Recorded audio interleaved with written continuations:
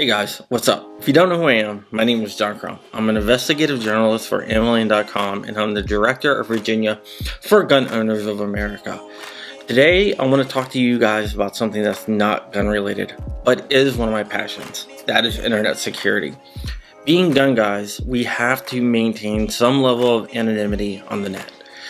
Although we can never be totally anonymous, the stuff I tell you today will help you become a little bit safer.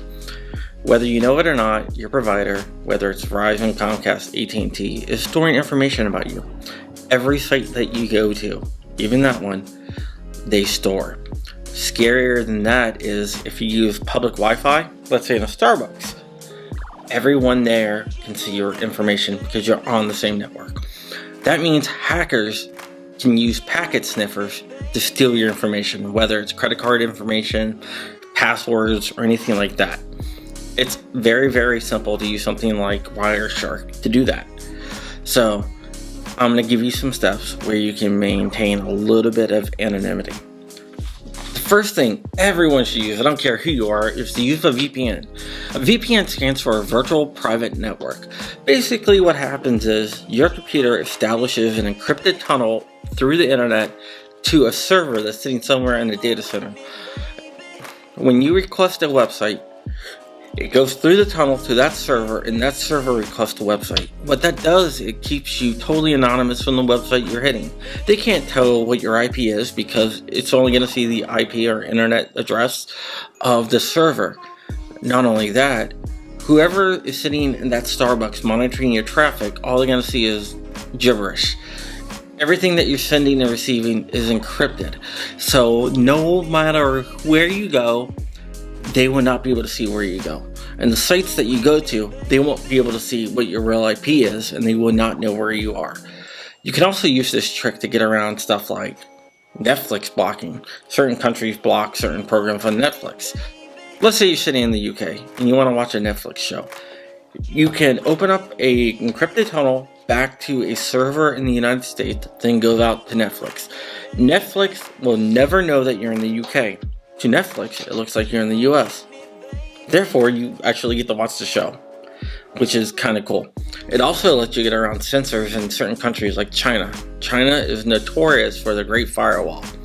Not all VPNs will work in China, but a lot of them do.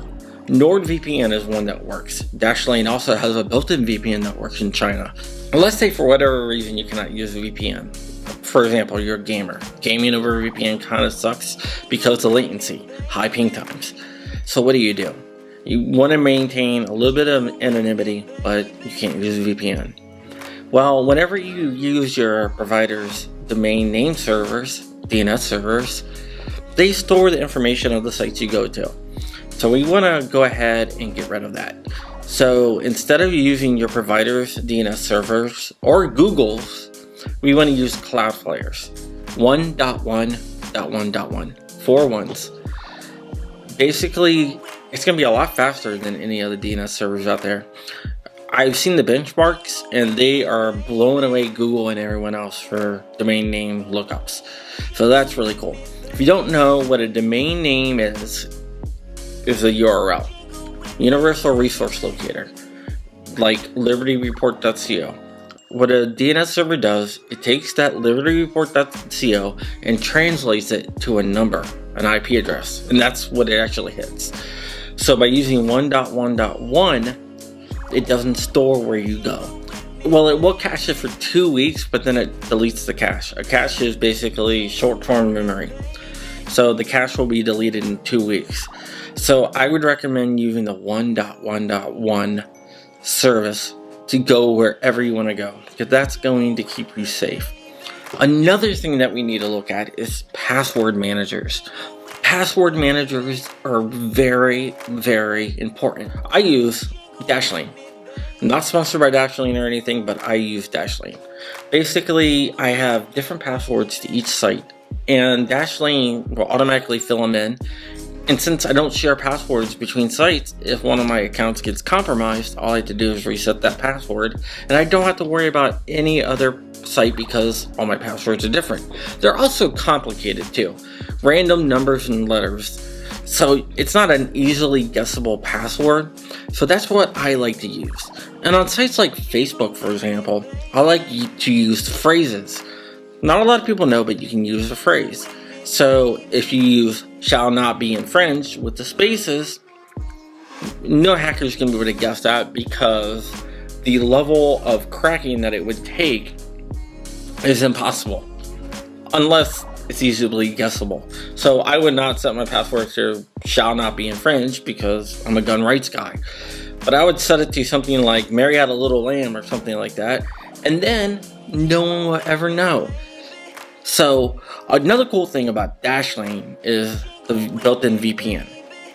I like that because you get the VPN and the password manager. A lot of password managers are free with a small little fee to upgrade to more advanced features. LastPass is another good one that a lot of people use.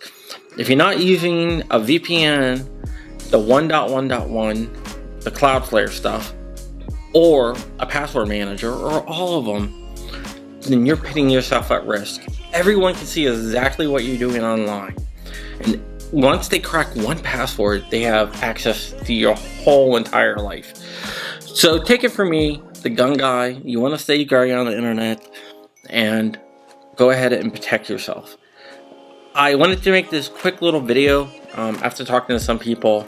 They wanted to know a little bit more about technology. So I'm going to make a series of videos about technology that not only that you can use, but you can give it out to your friends and whatnot, because it's not gun specific. It's internet specific. All right, my name is John. I am the GOA VA director. I am also an investigative journalist for AmmoLane.com. I have a Patreon, even though no one's really supporting it, but that's beyond the point. Or you can buy a t-shirt. Go to blackswantactical.com, buy a t-shirt, mugs, everything on there, jackets, really cool stuff. Like, subscribe, comment. This Saturday, we're going to be having Hank Strange on Fireside Chats, which is broadcast here, Twitch, Twitter, and also Facebook. Alright, I'll be back with some more technology tips and some gun-related content, of course, since we're a gun show. And I will see you later.